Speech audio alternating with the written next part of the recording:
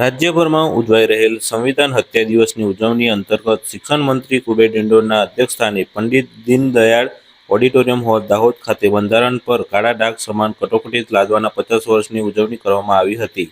કટોકટીના 50 વર્ષની યાદમાં રાજ્ય કક્ષાનો સંવિધાન હત્યા દિવસ કાર્યક્રમ ગાંધીનગર ટાઉન હોલ ખાતે મંત્રી ભાઈ પટેલની અધ્યક્ષતામાં યોજાયો હતો, જેનું ઉપસ્થિત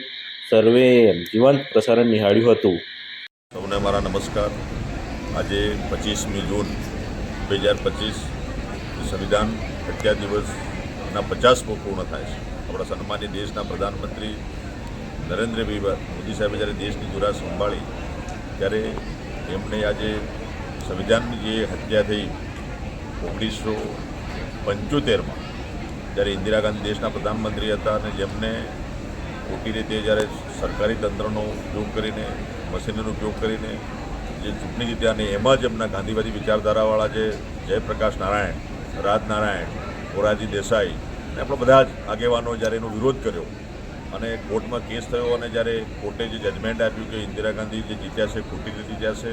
એમણે સત્તાનો દુરુપયોગ કર્યો છે, સરકારી મશીનનો દુરુપયોગ કર્યો છે અને એમને સજા ફટકારી અને 6 વર્ષ સુધી લોકસભાની ચૂંટણી ના લડી શકે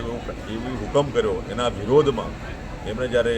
સેન્સરશિપ લાદીને કટોકટી લાદી અને એ સમયે સંવિધાનની જે હત્યા થઈ, લોકશાહીની હત્યા થઈ, સેન્સરશિપ લાગી, એના આજે 50 પૂર્ણ થાય છે. અને સન્માનિત દેશના પ્રધાનમંત્રી નરેન્દ્રભાઈ મોદી સાહેબે આ સંવિધાન હત્યા દિવસને યાદ કરીને સંવિધાનની રક્ષા માટેના એમને જે પ્રયત્નો કર્યા છે એ જનતા સુધી, આજના યુવાનો સુધી, આપણા બધા જ સુધી જાય એના માટે રાજ્ય સરકારે અને દેશના લેવલે આજે સંવિધાન હત્યા દિવસની ઉજવણી જે થઈ રહી છે ને એમાં અમારા સન્માનિત સંસદ સભ્યશ્રી, અમારા આગેવાનો, કલેક્ટરશ્રી બધા મળીને જિલ્લા કક્ષાનો કાર્યક્રમ દાહોદ મુકામે યોજ્યો છે અને અમારા યુવાનોને આ સાચા અર્થમાં આપણી લોકશાહીની જે હત્યા થઈ હતી, સંવિધાનની હત્યા થઈ હતી, એનો સાચો મેસેજ, સાચો ઇતિહાસ આજના યુવાનો સુધી જાય એના માટેના એ પ્રયત્નો કર્યા છે અને નાટકના માધ્યમથી અને જે લોકોને માર્ગદર્શન આપ્યું છે અને આવનારા સમયમાં આપણા યુવાનો, એ સમયે જે યુવાનો દેશની રક્ષા માટે જેમને આનો વિરોધ કર્યો હતો, કટોકટીનો વિરોધ કર્યો હતો અને દેશના અબાલ, વૃદ્ધ, મજદૂર, કિસાન, યુવાનો બધા જ આ કટોકટીનો વિરોધ કરીને જ્યારે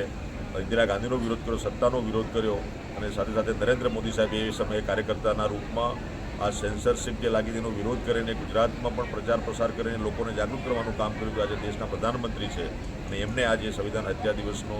50 વર્ષ પૂરા થાય એનો મેસેજ જન સુધી જાય એના માટેનો જે પ્રયત્ન કર્યો છે એમને પણ ધન્યવાદ આપું છું. ને આજે આ તમામ આપણે બધા જ આ લોકશાહી જે છે એ લોકો માટે છે, એ સાચા અર્થમાં સાર્થક કરવાનું કામ પણ દેશની સરકાર જે કરી રહી છે એમને પણ ધન્યવાદ આપું છું.